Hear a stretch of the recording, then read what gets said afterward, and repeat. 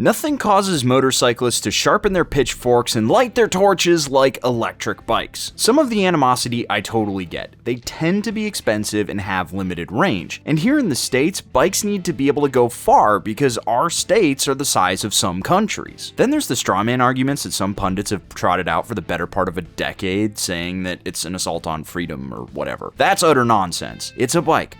Buy it or don't. No one cares. Livewire is an interesting brand. They live within the umbrella of Harley-Davidson, and they share a lot of parts, but consistently, Livewires handle better, make more power, and have features that you'd expect from a premium motorcycle, unlike some Harleys. The bike we're looking at today is the S2 Mulholland, the first, to my knowledge, stab at an electric cruiser, though I don't necessarily count it. Why? Livewire's actually done something kind of cool with the S2 platform. They've developed a modular battery and motor which they can build several different bikes around, like the Del Mar, which is a scrambler thing, and the Alpinista, which is a wheelie monster naked bike. Essentially what Livewire did is they got some longer suspension, dropped the rear a bit, put a 19-inch front tire on the bike, and did the Will Smith "ta-da" meme, or so it would seem. The Mulholland puts down 84 horsepower and a claimed 194 foot-pounds of torque. Now the horsepower feels about right, but I'd say the torque is pretty close to an MT10, which is roughly 82 foot-pounds. It weighs in at 432 pounds, claims 91 combined highway and city miles, and a 78-minute charge time to go from 20 to 80% on a level 2 charge. And on level 1, that's 5.9 hours. Normally, it costs 16,000 bucks, but right now they've cut the price to 11 grand through the end of this month. They've been running this sales event for a while, and I'm very interested when Harley's quarterly reports come out to see what Livewire's sales numbers are going to look like. Let's be real, normally Livewire's numbers are rough bubbles, but this is a massive discount.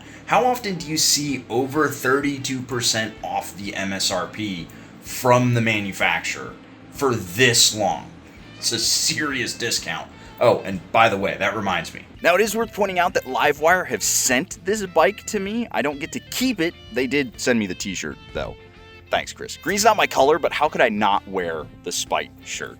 So you can take everything I have to say about this motorcycle with a grain of salt, but I'm going to be as honest about this thing as I have with every other bike I've reviewed. Now for this part, I am only concerned about how this motorcycle behaves as a motorcycle. We're not going to be talking about anything to do with any of the range or any of that stuff. If you're interested, stay later. We do have plenty to talk about there. But I think so many people get distracted by that as a subject that they forget that this is a motorcycle and, you know, it like goes down twisty roads and stuff. And how does it do it? Well, like every other one of the S2 bikes, it does it so well. Of the three, I'd say that this is the slowest one into a corner because they're trying to go for this cruiser aesthetic. So it's not as quick side to side as the Alpinista is. You really kind of, once you get moving, you gotta work it to get it to switch side to side.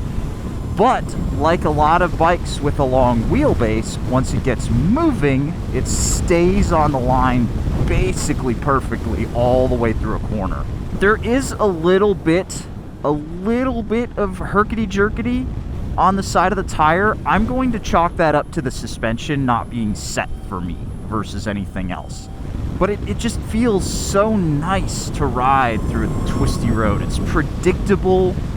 And then when you get on the brakes, because we've got the Brembos off of the Sportster S, I believe, we've got a single rotor up front, but the bike is light enough that that single rotor does a great job of stopping it, and I went to go downshift and I realized there's no clutch lever. Now, one thing the keen-eyed among you may notice is that I'm rolling my hand forward, my throttle hand forward, a lot through these corners instead of grabbing the brake. So for example, coming in a little hot here, let's slow her down. That is because this bike has roll forward regen, which is such a nice feature because I have found my favorite way to ride this is basically full-on two-stroke mode with no engine braking. I really have come to enjoy not having engine braking at all. But then I use the roll forward regen to just put a little bit back into the bike as I'm rolling, and it extends how much time I can spend on the motorcycle. Not by a ton, but it's noticeable. Now, speaking of the electronic doodads and wizardry on here, this has Harley's A and B modes, which are completely dialable, right? So for example, let me pull over here and I'll show you. Basically, you just go to the page thing, and then you go to settings, ride customization, which is where you can activate roll forward regen and reverse, and then you go down to custom A and B. And we're going to dive into my custom A mode. But basically, the way I have this one set up is 100% power, 100% throttle, and 0% regen. So now we're in A mode. And in A mode, it is unapologetic about its power usage. This is where basically, yeah, I'm using roll forward regen to slow down, but I also have to get after the brakes because this bike just, it puts on so much speed so quickly. And because the ride is so smooth, you don't realize how fast you're going. You don't have an engine underneath you revving up and making a bunch of noise. You don't have the bike shaking to tell you how fast you're going. It's it's amazing how fast this thing picks up speed.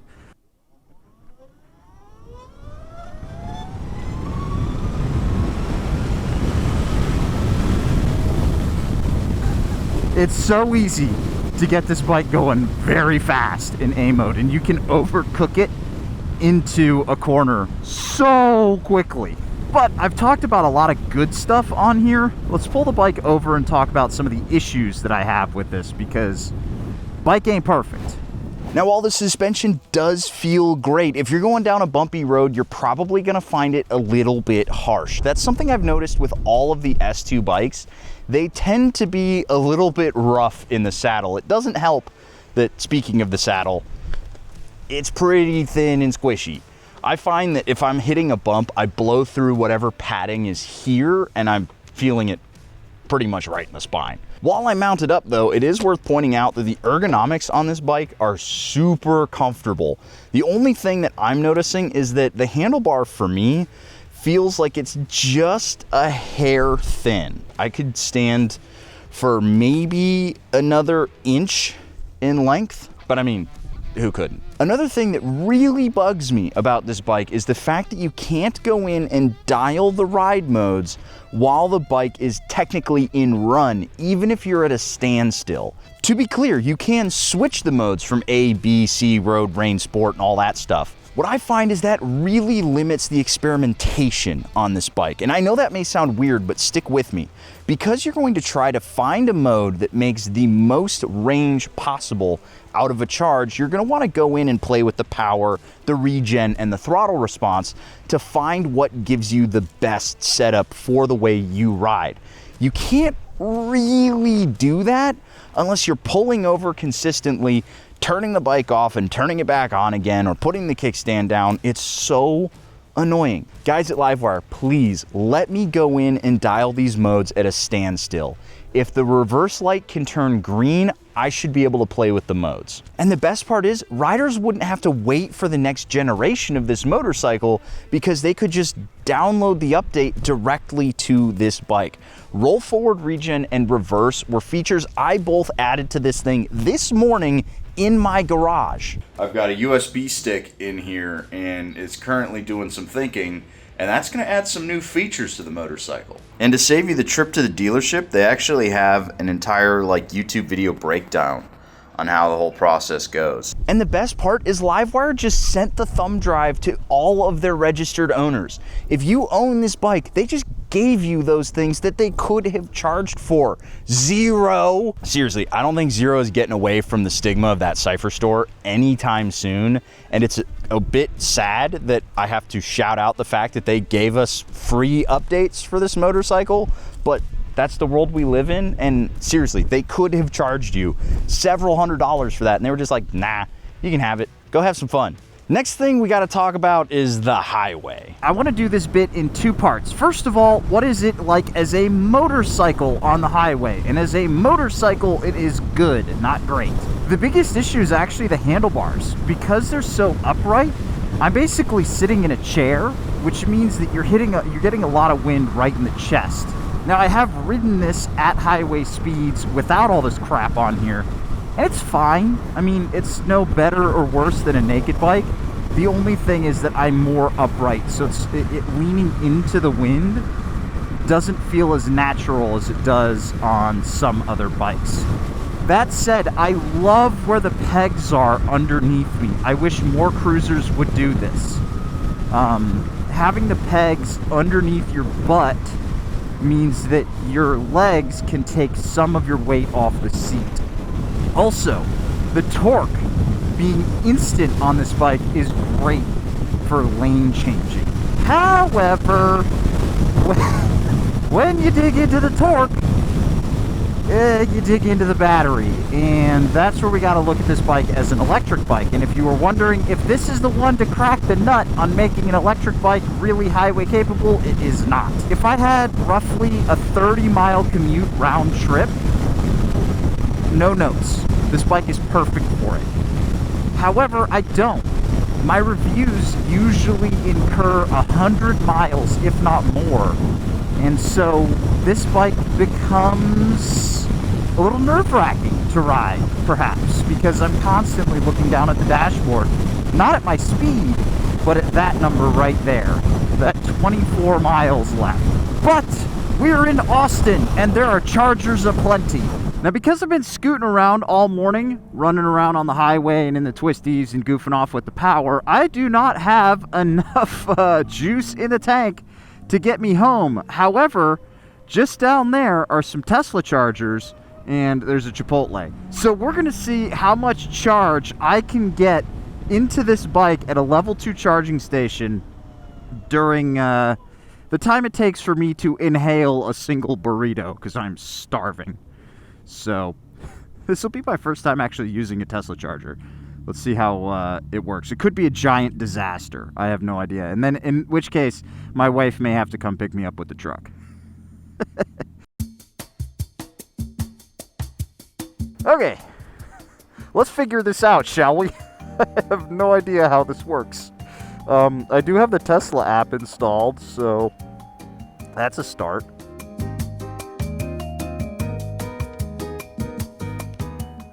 I'm only assuming that this is going to fit. Let go. And of course it doesn't. Fucking A. Come on, Tesla. Okay. Maybe I should have started there. Shit. Now I got to find another charger.